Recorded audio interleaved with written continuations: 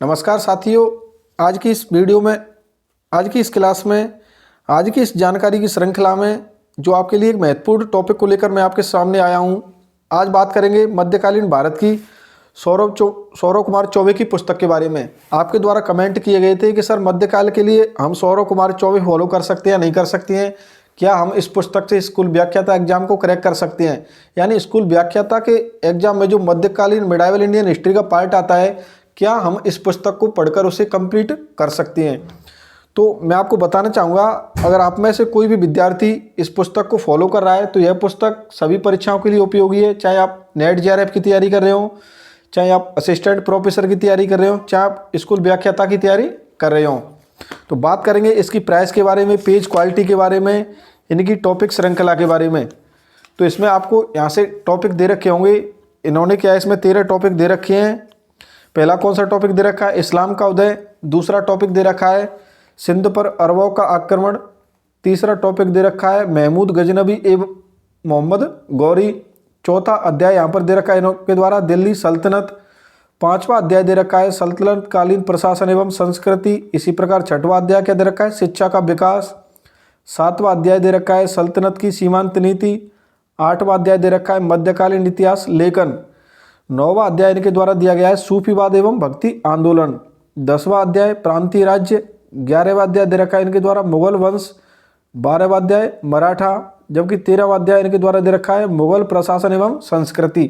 तो यहाँ बात करेंगे इसमें टोटल पेज संख्या कितनी है। तो इस पुस्तक में टोटल पेज संख्या कितनी है, 444। तो 444 पेज की पुस्तक को आप आराम से 15 दिन के अंदर रिवाइज कर सकते हो। और इसमें कम कंटेंट भी दे रखा है, लेकिन उपयोगी बेहतरीन तरीके से वह पॉइंट आपको बताए गए हैं जो आपकी परीक्षा की दृष्टि से महत्वपूर्ण है या परीक्षा में पूछे जा चुके हैं।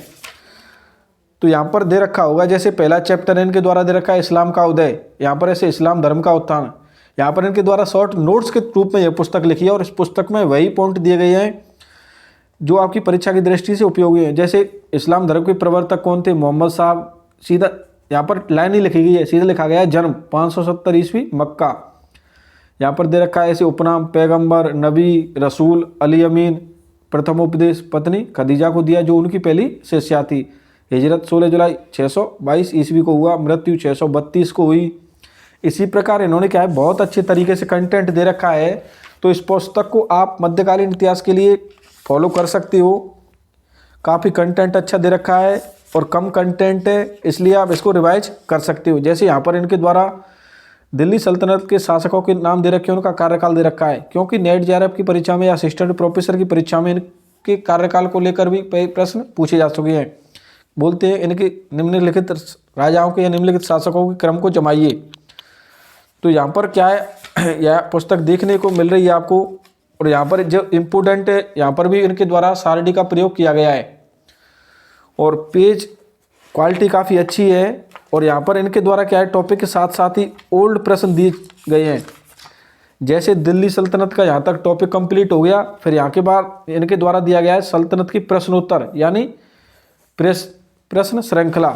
सीधे सीधे प्रश्न पूछे गए, वहाँ पर नीचे सीधे सीधे आंसर देखने के लिए आपको पेज को पलटना नहीं होगा, यानी आप आंसर कहाँ से देख सकते हो, नीचे से। और पेजों की संख्या के साथ साथ पेज तो कम है, लेकिन इनके द्वारा क्या है, कंटेंट भी बहुत अच्छा उपलब्ध करवाया गया है। तो यहाँ पर जैसे दिल्ली सल्तनत के बाद इनके द्वारा कितने प्रश्न दिल्ली सल्तनत को लेकर ऐड किए गए, 272 प्रश्न, जो कि काफ़ी होते हैं 272 प्रश्न। अगर आप 272 प्रश्नों को सॉल्व कर लेते हो तो लगभग आपका 80-90% टॉपिक रिपीट हो जाता है। यहाँ पर इसी प्रकार आपको दिख रहा होगा सूफीवाद एवं भक्ति आंदोलन। यहाँ पर प्रमुख शब्दावलियाँ दे रखी हैं, यानी लाइन फॉन्ट की संख्या भी काफ़ी अच्छी है और इम्पोर्टेंट फैक्ट को इस पुस्तक में शामिल किया गया है। तो मध्यकाल के लिए आप सौरव चौबे फॉलो कर सकते हो। यहाँ पर इनके द्वारा लास्ट में संदर्भ ग्रंथ सूची भी दे रखी है कि इस पुस्तक में जो कंटेंट इसके द्वारा उठाया गया है वो कहाँ से उठाया गया है। तो इनके द्वारा एनसीईआरटी बुक फॉलो की गई है, सतीश चंद्रा को फॉलो किया गया है, बीडी महाजन को, एलपी शर्मा को, हरिश्चंद्र वर्मा को। यानी आपको यह पुस्तक अलग से पढ़ने की जरूरत नहीं पड़ेगी। इनमें से जो भी इम्पोर्टेंट इनको लगा, इनके द्वारा इस पुस्तक में सभी को ऐड करने का काम किया है। तो आपको पता होगा कि सौरव कुमार चौबे भी खुद असिस्टेंट प्रोफेसर हैं। यानी असिस्टेंट प्रोफेसर परीक्षा में जिन्होंने सफलता प्राप्त की है, और इनकी मार्केट में कई सारी पुस्तकें चलती हैं। तो मध्यकाल के लिए काफ़ी बेस्ट पुस्तक है, आप इसे फॉलो कर सकती हैं। अगर आपको लग रहा हो कि कुछ कम कंटेंट है तो कहीं से आपको, मतलब मैं तो एक चीज़ कहता हूँ, आपको इस पुस्तक को मध्यकाल के लिए आधार बनाइए। अगर कहीं पर कोई लाइन आपको एक्स्ट्रा मिल रही है तो इसी पुस्तक में जगह दे रखी है। जैसे शंकरदेव दे रखा है, शंकरदेव से संबंधित आपको कहीं और एक्स्ट्रा लाइन मिली तो आप यहाँ पर ऐसे रूल से निशान बना के रूल से लिखने का काम करें, जैसे आप मिटा भी सकें और कुछ अलग से भी ऐड कर सकें। तो यहाँ पर आपको अलग से ऐड करने के लिए जगह भी दी गई है, और आप एक ही पुस्तक को आधार बनाकर तैयारी करें। तो मध्यकाल के लिए काफ़ी अच्छी पुस्तक है, और इसकी प्राइस भी कितनी है, 224 रुपये, यानी 225 रुपये इसकी मार्केट प्राइस है। आपको 10-20 रुपये कम बड़ में भी आपके बाज़ार में मिल सकती है। तो आप इस पुस्तक को मध्यकाल के लिए फॉलो कर सकती हैं। साथ ही उम्मीद करता हूँ आपको यह जानकारी काफ़ी अच्छी लगी होगी।